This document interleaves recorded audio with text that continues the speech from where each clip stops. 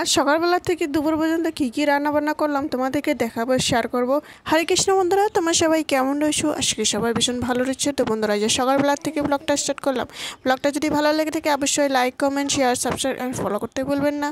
তা আলু, পটল, মূলা দিয়ে সুন্দর একটা রেসিপি, আজ সুন্দর একটা সবজি করলাম। সবগুলো মিক্স করে একটা মূলা কেটে দিলাম, সুন্দর একটা সেন্ট হয়ে আসে। তো একটা টমেটোর, সবগুলো আলু পটল দিয়ে সবগুলো মিক্স করে একটা সবজি করলাম। তারপর এই যে সুন্দর করে ভাজাভাজি করে মশলাগুলো দিয়ে সুন্দর করে একটা টমেটো কেটে দিলাম। তারপর এই যে সবজি একেবারে রেডি। একটু জল দিয়ে দিলাম, জল দিয়ে একটু সেদ্ধ করে নিয়েছিলাম। তারপর এই যে দেখুন সবজি একেবারে রেডি। তো এবারে ভাতও বসিয়ে দিয়েছিলাম সকালবেলা।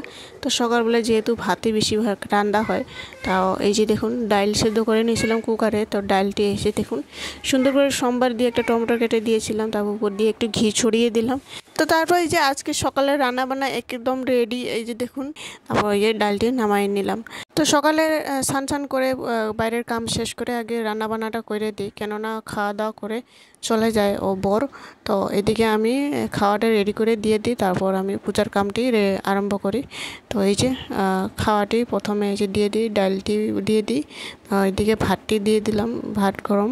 তারপরে এই যে আলুর ভাজা ছিল। তারপর এই যে সকালের সবজি, পটল আলু সব মিক্স করে একটা সবজি করলাম। তারপর আম কেটে দিয়েছি, লেবু এদিকে। তো এই যে দিয়ে দিই খাওয়াটি, ওরা খাইয়ে দিয়ে চলে যাবে। তো এই যে অনুরাধেরও একবারে খাইয়ে দিই। তারপরে এই যে আমিও পূজার কাম শেষ করে দিই, ভগবানকে প্রসাদ দিয়ে দিই, আম দিয়েছি আর দুধ দিয়ে।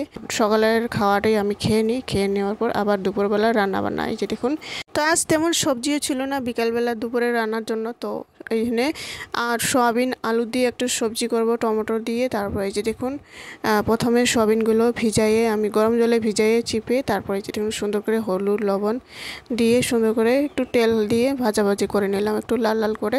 তেমন গরমও দিছিল, গরমে একেবারে রোদ, একেবারে ফাটাফাটি রোদ।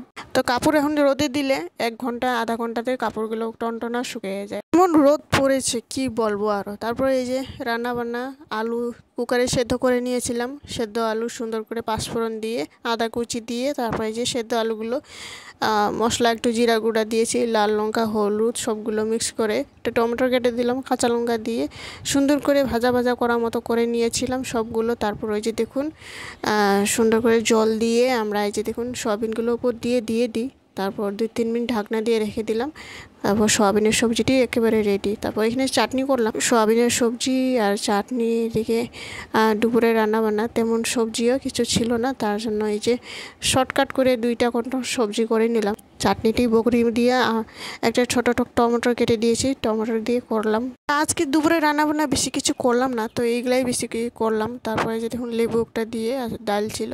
তো বন্ধুরা, ভিডিওটি কেমন হয়েছে অবশ্যই লাইক কমেন্ট শেয়ার সাবস্ক্রাইব করে জানাবেন।